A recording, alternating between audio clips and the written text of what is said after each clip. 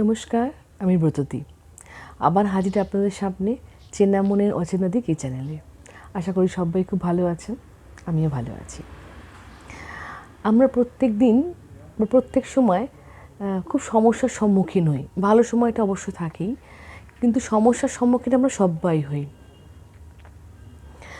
আর সবসময় মনে করি যে এই সমস্যাটা কীভাবে সমাধান হবে, খুব তাড়াতাড়ি, খুব চেষ্টা করি যাতে এই সমস্যাটা যেন চলে যায়, যেন আমি ফ্রি হয়ে যাই। কিন্তু দেখা যায় এটা ভাবতে ভাবতে আমরা ভীষণ ক্লান্ত হয়ে পড়ি এবং কখনো কখনো মনে হয় তো এই সমস্যার সমাধান হবেই না। যে সমস্যার সমাধান হয়ে গেল ভালো কথা, কোনো কোনো সমস্যা এরকম থেকে যায় যে এটার বোধহয় আর সমাধান করতে পারলাম না, এটা বোধহয় আর সমাধান হলো না আমার দ্বারা। এইখানে আমি চারটে কথা বলবো আপনাদেরকে আজকে। সেটা হচ্ছে, একটা হচ্ছে সবসময় মনে রাখবেন যে সব সমস্যার সমাধান কিন্তু রয়েছে, প্রত্যেকটা সমস্যার সমাধান আছে। কখনো ভেঙে পড়বেন না যে সমস্যাটার সমাধান হচ্ছে না, এর জন্য কখনো ভেঙে পড়বেন না। সব সমস্যার সমাধান আপনার কাছেই আছে। আর দ্বিতীয়টি হচ্ছে, ঠিক কোনখান থেকে সমস্যাটা সৃষ্টি হচ্ছে সেইটা একটু খেয়াল করা, যে এর মূল জায়গাটা কোনটা। যে ধরুন আপনার বাচ্চা পড়াশোনা করছে না, কিংবা আপনার চাকরির জায়গায়, কিংবা আপনি সামান্য ঘরে সাংসারিক কোনো একটা জায়গা, সংসারের মধ্যে, নিজেদের মধ্যে। তো এটার সমস্যাটা সৃষ্টিটা কোথায় হচ্ছে? কথা বলাতে হচ্ছে, ব্যবহারে হচ্ছে, অথবা কারোরটা নিতে পারছেন না, এরকম ধরনের সমস্যা কোত্থেকে হচ্ছে সৃষ্টিটা, সেটা আপনি খেয়াল করলে তাহলে আপনি সমাধানটা খুব তাড়াতাড়ি করতে পারবেন।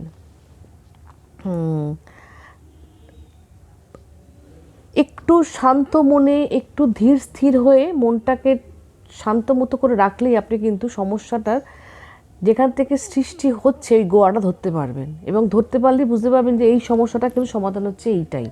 যেমন ম্যালেরিয়ার রোগের ওষুধ আলাদা, আপনি ধরতে পারেন যদি এটা ম্যালেরিয়া হয়েছে, এটা টাইফয়েড হয়নি, কিংবা এটা করোনা ভাইরাস হয়নি, জ্বর হয়নি, তাহলে কিন্তু যে রোগের যে ওষুধ, ঠিক সেই সমস্যা, ঠিক সমাধানটা আপনি ধরতে পারবেন। আর এটা খুব গুরুত্বপূর্ণ একটা জিনিস, যেটা মনে রাখবেন, সেটা হচ্ছে যে কোনো সমস্যার সম্মুখীন হলে আমরা কিন্তু তার থেকে কিছু শিক্ষা পাই। যে সমস্যাটা কার দ্বারা হলো বা আমার দ্বারা যদি হয়ে থাকে, সেটাও কিন্তু একটা শিক্ষণীয় ব্যাপার। যে তার মানে এই জিনিসটা করলে, রিপিটেডলি যদি বারবার আমি করি, তাহলে কিন্তু এই সমস্যার এই সমাধানটা এইভাবেই হবে, কিন্তু এই সমস্যা বারবার হবে। সুতরাং এটা খেয়াল রাখতে হবে। একটা হচ্ছে সমস্যার সমাধান তো হবেই, আপনার কাছে সমাধান আছে। সেকেন্ড হচ্ছে আপনি মন শান্ত করে সমস্যার সমাধানটা খুঁজবেন।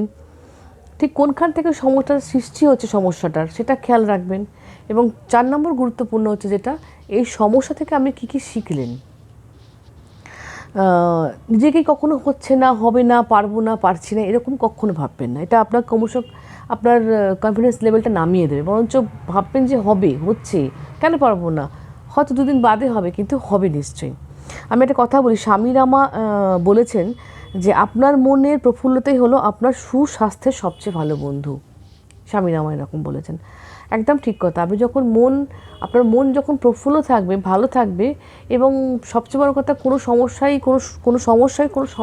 সমস্যাই নয় আমার কাছে, এরকম আপনি ভাবতে পারবেন, দেখবেন আপনার মনটা প্রফুল্লতায় ভরে উঠেছে, এবং আপনিও ভালো থাকবেন। এবং আপনি ভালো থাকলে আপনার চারপাশের লোকেরাও খুব ভালো থাকবে। আপনারা সবাই খুব ভালো থাকবেন। ভালো লাগলে একটা লাইক করবেন, কমেন্ট করবেন, শেয়ার করবেন, এবং অবশ্যই সাবস্ক্রাইব করবেন। সবাই খুব ভালো থাকবেন।